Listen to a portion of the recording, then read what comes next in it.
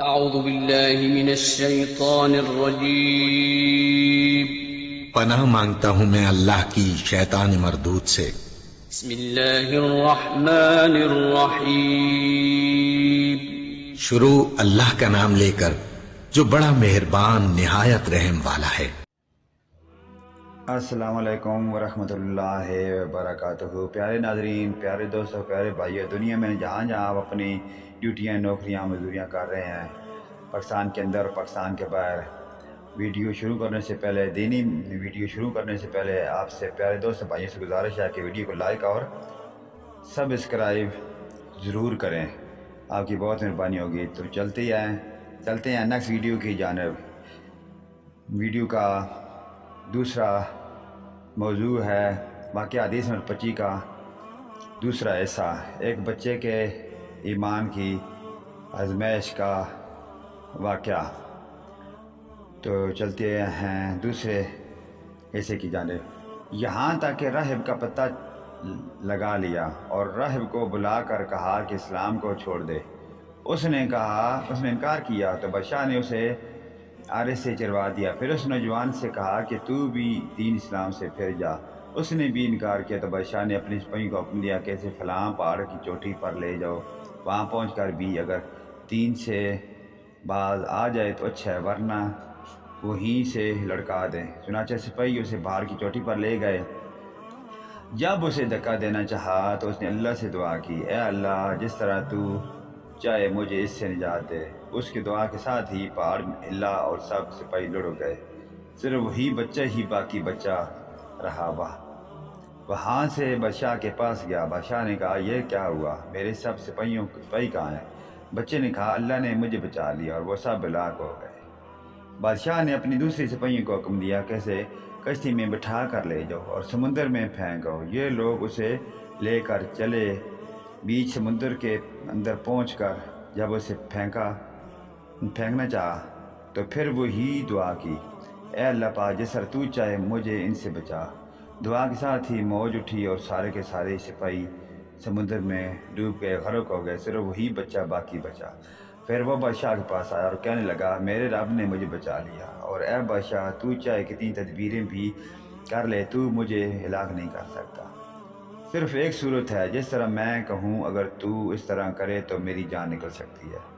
واہ جی واہ، سبحان اللہ۔ اس بچے نے کہا کہ تمام لوگوں کو ایک میدان میں اکٹھا کرو اور پھر کھجور کے تنے پر مجھے سولی چڑھا اور میرے تیر کو میری کمان پر چڑھا اور بسم اللہ الرحمن الرحیم، بسم اللہ رب ازل علام، یعنی اللہ کے نام سے جو اس بچے کا رب ہے، پڑھ کر میری طرف پھینک، وہ مجھے لگے گا اور میں مر جاؤں گا۔ بادشاہ نے یہی کیا۔ تیر بچے کی کمپٹی میں رکھ لگا، اس نے اپنا ہاتھ اس جگہ رکھ کر لیا۔ چاروں طرف سے یہ آوازیں بلند ہونے لگیں، ہم اس بچے کے رب پر ایمان لائے۔ سبحان اللہ، سبحان اللہ۔ یہ حال دیکھ کر بادشاہ کے ساتھی بڑے گھبرائے اور کہنے لگے، ہم تو اس بچے کی ترکیب سمجھے ہی نہیں، دیکھیے اس کا اثر کیا پڑا۔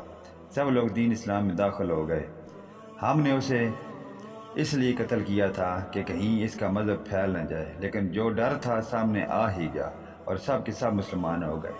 بادشاہ نے کہا، اچھا یہ کرو کہ تمام محلوں اور راستوں میں خندقیں کھدوا دو، ان میں لکڑیاں بھرو اور آگ لگا دو، جو اس دین سے پھر جائے چھوڑ دو اور دوسرے کو اس میں پھینک دو۔ مسلمانوں نے صبر و شکیب اور سارے کے ساتھ آگ میں جلنا منظور کیا اور اس میں کودنے لگے، البتہ ایک عورت جس کو کی گود میں دودھ پیتا بچہ، چھوٹا سا بچہ تھا، ذرا جج کی تو اس بچے کو اللہ نے بولنے کی طاقت دے دی۔ سبحان اللہ، سبحان اللہ۔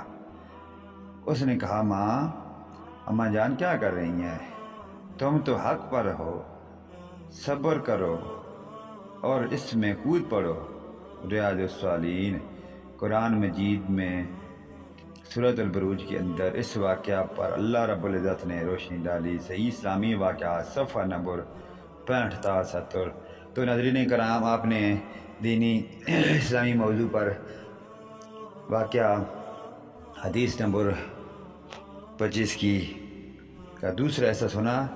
تو تو آپ نے دیکھا اور سنا تو کس طرح اس بچے کا ایمان افروز واقعہ ہے، ایمان لانے کا، اور کار بند رہا، اللہ اور اللہ کے رسول کے احکامات اس نے مانے، اور جب دین اسلام پر پھرا تو اللہ پاک کی طرف سے اس کی راہ سیدھی ہوتی چلی گئی۔ تو ہر جگہ پہ اللہ رب العزت کی اس بچے کو پروٹیکشن ہوئی اور اس کو مدد ملی۔ تو وہ جو رائب تھے، جو غیر مذہب جو بادشاہ تھا، وہ کیسا ذلیل خوار ہوا۔ تو اللہ پاک ہمیں آخرت کی فکر کرنے کی توفیق عطا فرمائے تاکہ ہم دنیا میں بھی نیک مال کریں اور آخرت میں بھی نیک مال کریں، دنیا میں نیک مال کر کے آخرت میں اس کا اچھا اور نیک صلاح پائیں۔ نیکسٹ ویڈیو لے کر آپ کی خدمت میں دوبارہ حاضر ہوں گے۔ ویڈیو کو لائک اور سبسکرائب ضرور کریں، آپ کی بہت مہربانی ہوگی۔ اللہ حافظ، آمین ثم آمین یا رب العالمین، وآخرنا دعوانا ان الحمد للہ رب العالمین۔